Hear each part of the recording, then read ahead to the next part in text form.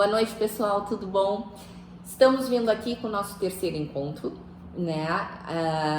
Reitero que estou muito satisfeita com as inscrições no canal, as pessoas que estão vindo, estão conversando comigo sobre isso. Isso é muito importante para mim, porque era um projeto que eu tinha já há bastante tempo e estou muito satisfeita de ver que eu estou conseguindo levá-lo adiante com a ajuda de vocês. Bom, o tema que nós vamos falar hoje será a competência dentro do processo civil. A competência é um tema amplo, com muito conteúdo e com muitas especificações, muitas fragmentações. Eu vou tentar dar uma ideia geral acerca do tema, até mesmo para ficarmos dentro do projeto que a gente se estabeleceu no início, aulas curtas, objetivas.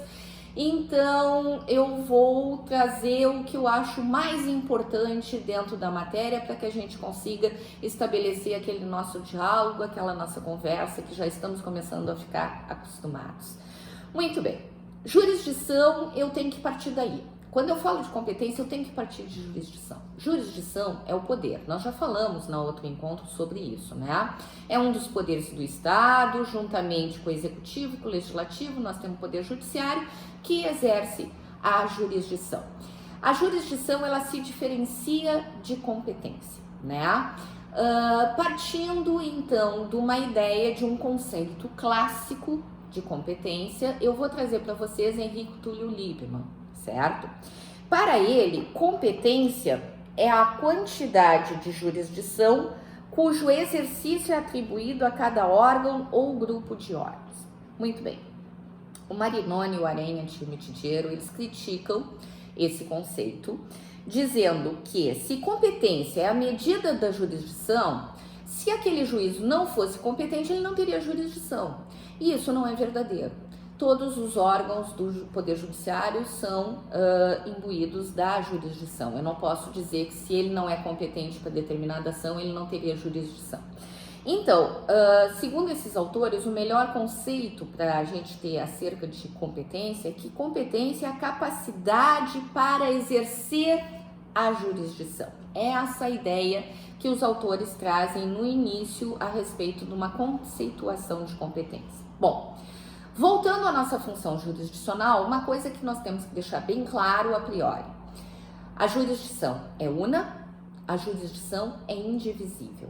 É um poder, ela não comporta divisões. Tá, mas como é que vamos fazer essa questão de justiças diferentes? Como é que fica? Bom, a questão é o seguinte: abstratamente, essa jurisdição, ela é una, ela é indivisível e ela pertence a todos os órgãos do Poder Judiciário.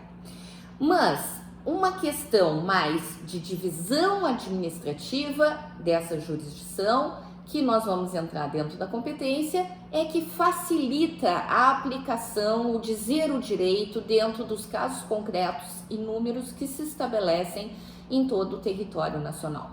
Então, apesar da jurisdição ser una e indivisível, a competência ela vai ser atribuída a determinados órgãos em cima de determinadas matérias. Mas vamos pensar nisso como uma divisão administrativa. Muito bem. Aonde é que está a origem dessa divisão, né? Como é que eu posso saber que um órgão é competente para uma determinada matéria e outro não? Muito bem, essa competência ela vai vir determinada na Constituição Federal e na legislação. O imprescindível é que haja uma legislação anterior ao caso concreto para atribuição dessa competência. Até mesmo porque não temos juízos e tribunais de exceção, já vimos na outra aula, né?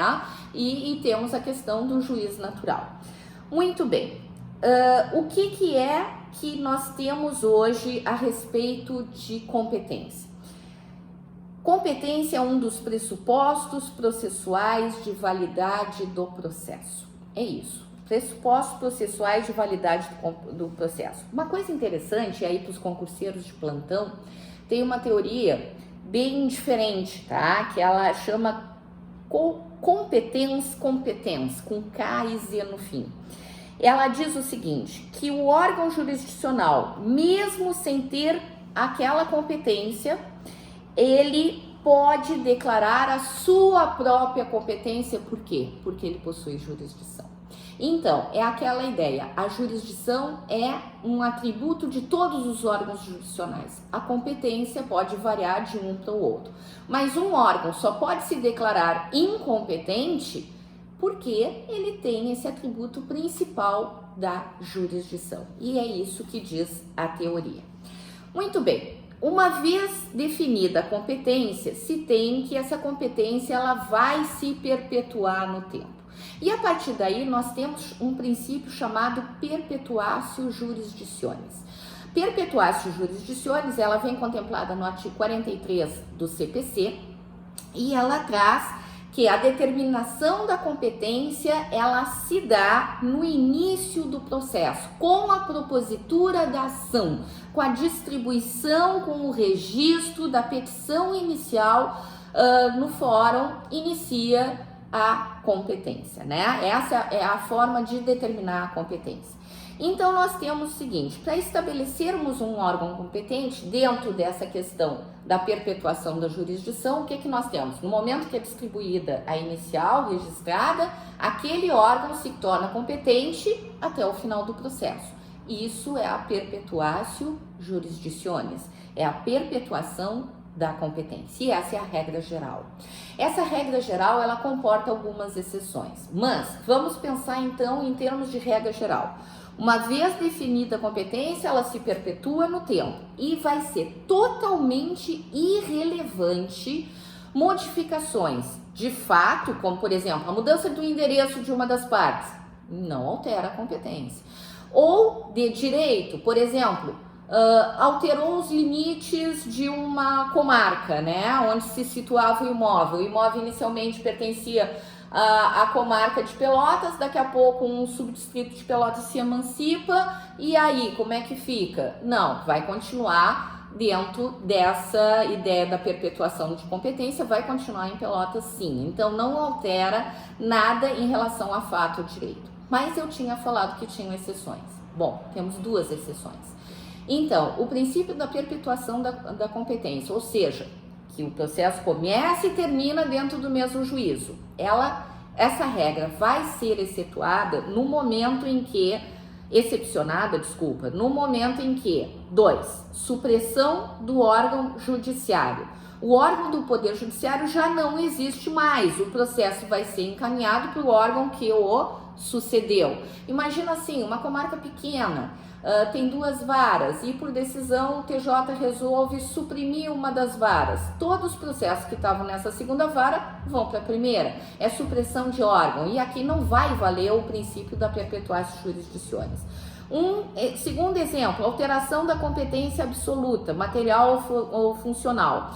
Então, por exemplo, a vara era civil e passou a ser vara da Fazenda Pública, né? Então, os processos vão ter que ser distribuídos para outra vara civil, porque ali vai ser só processos da vara da Fazenda Pública. Então, essas são as duas exceções que nós temos ao princípio da perpetuatio jurisdicionis.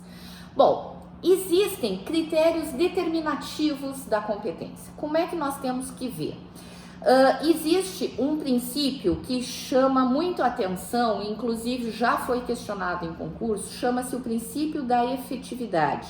Esse princípio determina que a justiça brasileira só deve ser considerada competente para julgar demandas cuja decisão gere efeitos em território nacional ou em estado estrangeiro que reconheça tal decisão, tornando-se assim sua atuação útil e eficaz. Então, numa primeira ideia, nós temos nessa determinação da competência, nós temos a competência internacional e a competência interna. Então, pelo princípio da efetividade, vai pertencer à justiça brasileira se isso for útil e se for eficaz dentro do território nacional.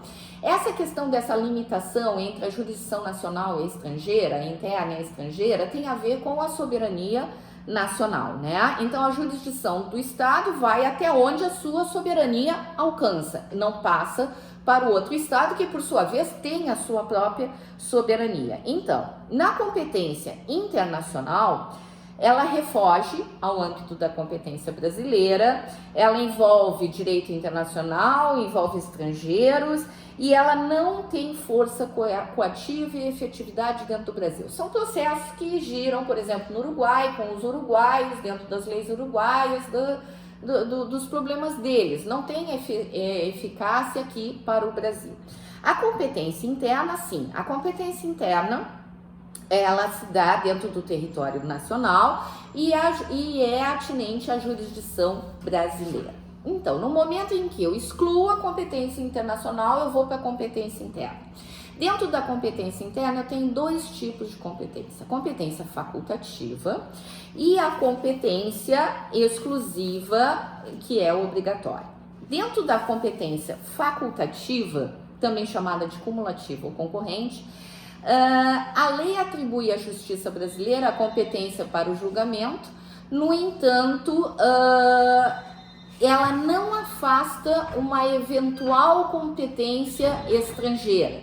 Isso quer dizer que a ação ela pode tramitar em outro país e pode tramitar em Brasil, e aí pode ser que dentro do Brasil essa decisão estrangeira venha a valer. Bom, como é que ocorre isso? Bom, é competência facultativa, então não necessariamente nacional. Ela vem lá disciplinada nos artigos 21 e 22 do CPC, tá? Então, para a decisão de outro país valer dentro do território nacional, necessariamente vai ter que ser homologada essa sentença que foi dada no estrangeiro pelo nosso STJ. Existe um processo de homologação de sentença estrangeira para valer. Uma coisa importante: essa ação proposta no estrangeiro, ela não induz em litispendência no nosso território nacional se versar sobre essas causas ali colocadas no 21 e no 22. Eu prefiro, quando eu falo isso, dar um exemplo prático, fica mais fácil. Imagina o seguinte: Chuí, né? A Chuí tem aquela rua, tem um carro, tanto uruguaio quanto brasileiro, transitando. Vamos dizer que ocorra um acidente de trânsito. O uruguaio, ele pode propor uma ação de indenização no Uruguai contra o brasileiro propõe a mesma ação de indenização no Brasil contra o uruguaio. São duas ações em que tem o mesmo pedido, a mesma causa de pedir e as mesmas partes, mas não induzem litispendência. O que é litispendência, para a gente ficar claro? Quando existe a tríplice identidade, mesmas partes, mesma causa de pedir e mesmo pedido em processo que estejam tramitando. Ela se diferencia da coisa julgada, que também tem a tríplice identidade, mesmas partes, mesma causa de pedir e mesmo pedido, porque a coisa julgada, o processo já foi julgado, já foi extinto. Na litispendência o processo está vivo. Bom, mas nesse exemplo que a gente estava falando lá do Uruguai, não induz em litispendência. Por quê? Porque o código determinou que não induz em litispendência. Então, qual é a sentença que vai valer? Bom, nós temos que ver o seguinte: a validade de uma sentença estrangeira dentro dessa competência concorrente, ela tem que ser homologada pelo STJ aqui no Brasil para ter valor. A nossa sentença já tem valor imediatamente depois que se esgotam os recursos e ela faz coisa julgada. Quem fizer antes. Se a nossa sentença for anterior à homologação, vai valer a nossa sentença. Se a estrangeira for anterior à nossa, vai valer a sentença estrangeira. E a competência obrigatória ou exclusiva, ela está lá no artigo 23 do CPC e compete à autoridade judiciária brasileira com exclusão de qualquer outra. Ou seja, se a autoridade estrangeira julgar alguma ação em cima desses itens que constam aqui, os incisos do 23, essa decisão ela não vai poder ser homologada pelo STJ e ela vai ser considerada ineficaz no território brasileiro. Bom, na sequência nós temos o seguinte: seguimos na competência, agora a competência interna. Vamos esquecer a competência internacional e vamos nos deter na nossa competência aqui dentro do país. Existe o seguinte: no Código de Processo Civil brasileiro, ele adota o critério tripartite de determinação da competência. Esse critério envolve outros três: o critério objetivo, o critério territorial e o critério funcional. Bom, dentro desse critério, o que nós temos? O seguinte: dentro do critério objetivo, vai examinar as particularidades da causa proposta para saber qual é o juízo competente. Muito bem, esse critério objetivo se divide em três. Qual é a natureza da causa? Então, o critério em razão da matéria. Qual é o valor da causa? Então, o critério em razão do valor. E qual é a qualidade da pessoa? O critério em razão da pessoa. Dentro desses três critérios, nós vamos concretizando essa nossa jurisdição. Então, em razão da matéria. Bom, se é uma matéria de divórcio, por exemplo, já sabemos que é competência interna brasileira. Na concretização, a competência da Justiça Estadual. Dentro da Justiça Estadual, nós vamos ver que a competência é da comarca X, onde residem as partes, por exemplo. Dentro dessa comarca X, em razão da matéria, nós vemos que é dentro de uma vara de família. Muito bem, estamos estabelecendo critérios para concretizar, para estabelecer aonde essa causa, aonde essa ação poderá ser julgada, em razão da matéria. Bom, em razão do valor da causa. Muito bem, em razão do valor, hoje só existe para dois casos. No caso dos juizados especiais, né? E no caso dos fóruns regionais e distritais, que nem todas as comarcas possuem, tá? Dentro dos juizados, começando pelo outro, dentro então dos fóruns regionais ou distritais, vai depender do Código de Organização Judiciária de cada estado, que pode estabelecer, em razão do valor, a causa ir para o fórum principal ou para o regional, e assim por diante. Bom, em razão dos JECs, os juizados especiais, nós temos três leis dentro do JEC. A 9099, que estabelece que as causas que não superem 40 salários mínimos, elas pertencem ao JEC, desde que não estejam previstas no artigo 3º, inciso de 2 a 4 da lei, desde que os sujeitos elencados no artigo 8º da lei também não estejam envolvidos, desde que não versem de direito coletivo e desde que não sigam o procedimento especial. Todas essas causas, até 40 salários mínimos, serão da competência do Juizado Especial Civil Estadual. Os juizados especiais, no âmbito federal, eles vêm regidos pela Lei 10.259. E o requisito é que as causas tenham até 60 salários mínimos, é uma diferença, né? E se refere a causas cuja competência é da Justiça Federal. Por fim, os juizados especiais da Fazenda Pública Estadual, que são regidos pela Lei 12.153 de 09, estabelece também que esses juizados são competentes para conciliar, julgar e processar ações que envolvam a União, Distrito Federal, territórios e estados, no valor de 60 salários mínimos, municípios também, certo? Em razão da pessoa, o terceiro ponto do critério objetivo, em razão da pessoa, envolve a qualidade da pessoa envolvida no juízo. Então, tem algumas pessoas que têm o juízo natural delas dentro do STF, dentro do STJ, dentro da Justiça Federal, então, por aí. Muito bem. O critério funcional é o segundo critério. O critério funcional, ele examina as funções desempenhadas pelo órgão jurisdicional no processo, né? Então, ele se divide pelas fases do procedimento. Então, aquele juízo que processou a causa principal vai ser o juízo da liquidação da sentença, por exemplo. Em relação à ação principal e as acessórias ou incidentais. Então, o mesmo juízo que processou a principal vai responder no caso da reconvenção, por exemplo. Por grau de jurisdição, o recursal e o originário. Então, se a ação tem que iniciar originalmente no primeiro grau de jurisdição, na Justiça Estadual Comum, o juízo recursal necessariamente vai ter que ser o TJ.